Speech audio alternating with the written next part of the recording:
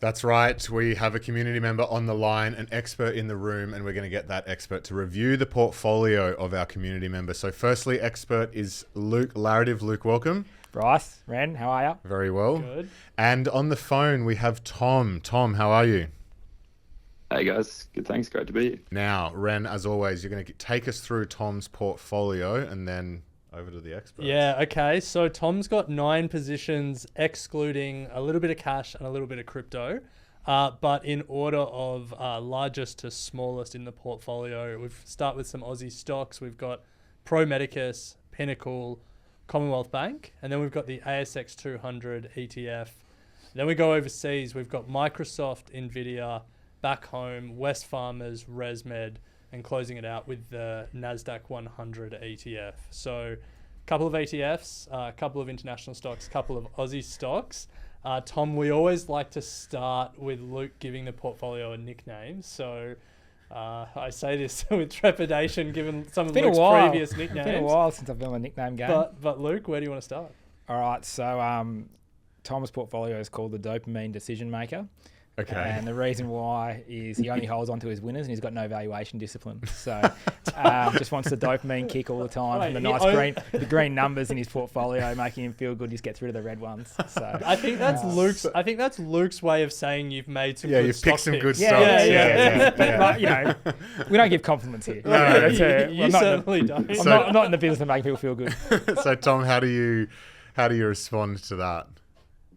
I think there's definitely a bit of truth to it, but I also think the other way that it works is the others that I've sold out of broke the investing thesis. So I'd say these ones He's still, got a brain. still carry He's it. got a brain. Good Nice. response. Good response. If I'm holding on for the long term, I guess something. Well, part of the reason I'm here today, thinking about valuations is part of my thinking. Well, why don't you talk us a bit through your portfolio, how it kind of came to be this position? So starting at the beginning, started out as a lot of people I think seem to do by investing in blue chip Aussie company, ASX listed, which for me was Commonwealth Bank, West Farmers, and the ASX 200. And then as I learned more about investing, started to buy up some specific shares. So medtech companies I really like, which was Pro Medicus and ResMed. I also work in the investment management field, so had a look at Pinnacle and picked up some of them. And then last year, when bank vals run pretty hard, sold out some of those and reinvested into some US tech. Nice. Good trade. Tom, so do you believe the markets are efficient or inefficient? Do you think that, you can go pick stocks and you can outperform the markets, or do you think you don't? I think there's definite inefficiency for sure. Agreed. So correct answer. So if you're going to pick stocks, you need to own more than this, right? Like, unless this is like $7,000 portfolio and we're just talking about like $200 in each one or whatever. But like max weight 15, min weight 2, and like 2% cash or whatever, crypto, fine. Yeah, that's fine. But I think you need to get your portfolio construction right and less about the names and more about like how it works for you. And you could take some of that money like out of your ETFs and start doing things a little bit sharper, shall we say, and buy some more stocks and or, if you don't want to do global equities, find a global equities manager or two to help you and just outsource that stuff. And then you can just focus on the ASX, or you can just focus on a particular subset of the ASX. This is, in your view, too consolidated a portfolio. Too concentrated. Too concentrated. And how many stocks would you be looking for in a portfolio? Oh, like it depends how many asset classes we're going to cover here, right? So are we just going to invest in Australian shares? Are we going to invest in global? Are we opening up the universe to every stock that's listed on the planet? Well, they're two different. Do you understand what I'm saying? Like the universe, you've got to first define the investable universe that you're living in, and that might just be medtech in developed markets that has revenue. It might be the ASX, or it might be just US equities, or it might be just US equities under a certain market cap. But I think you need to first define where you're going to spend your limited time being good, because that's the part of the market where you should work, and then you should outsource the other parts to really good active managers who are good at those other things that you're not doing, that you want in your portfolio but you don't want to do. What's your approach at the moment, Tom? I guess I have heard the advice of almost the punch card of you've got sort of 20 key decisions and really not being necessarily too active in the market, which has probably meant that I've held off in terms of if I'm not high conviction, not wanting to actually make the trade. And I guess Yep. to think about the exactly as you say, that there's so many different things to invest in. There's probably only a few industries which I'd sort of define as my circle of competence to varying degrees. Yes, Tom. I've Now sort we're of generally talking. This is good.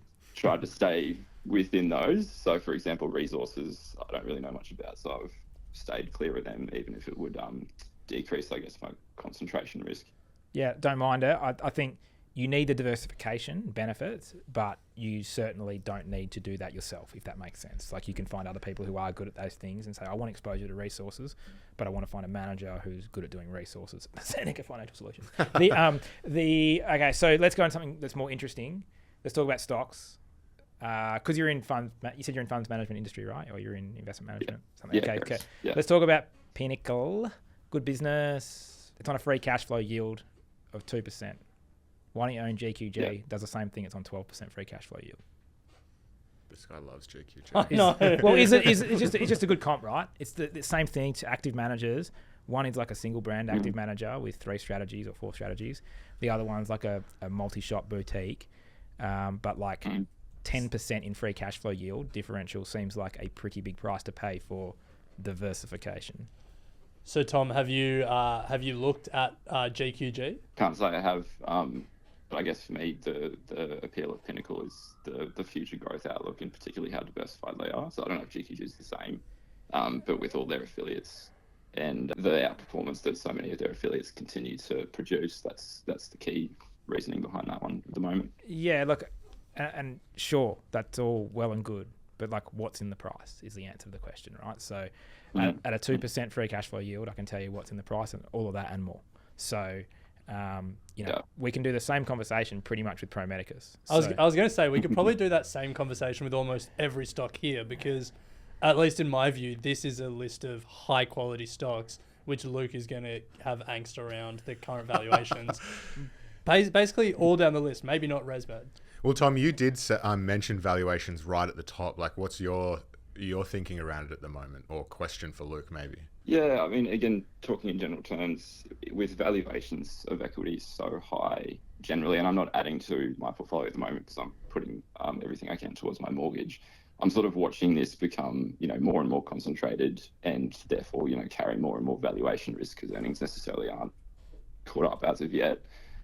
So in general terms, I guess, is there a way in which you can sort of understand where or when, valuation is sort of reached a point where, okay, now, you feel comfortable maybe selling?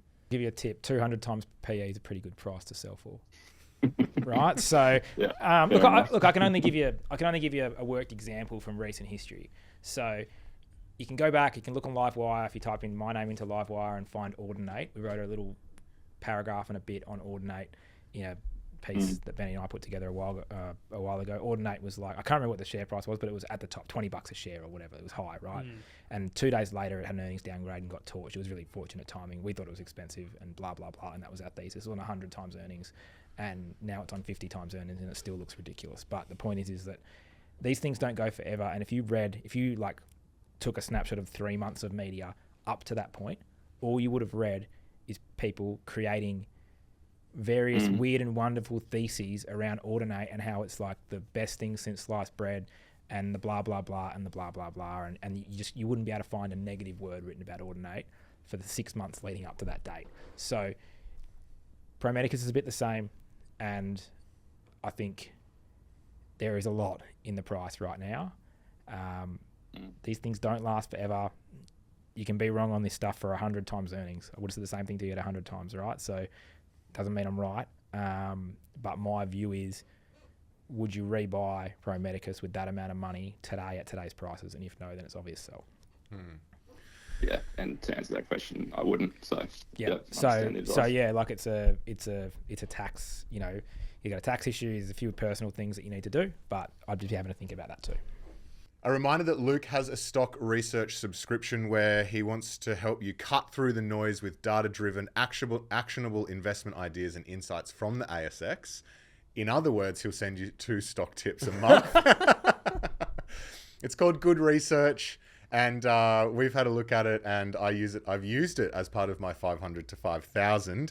There's a monthly or an annual subscription. To get 10% off, use the code MATES at the checkout.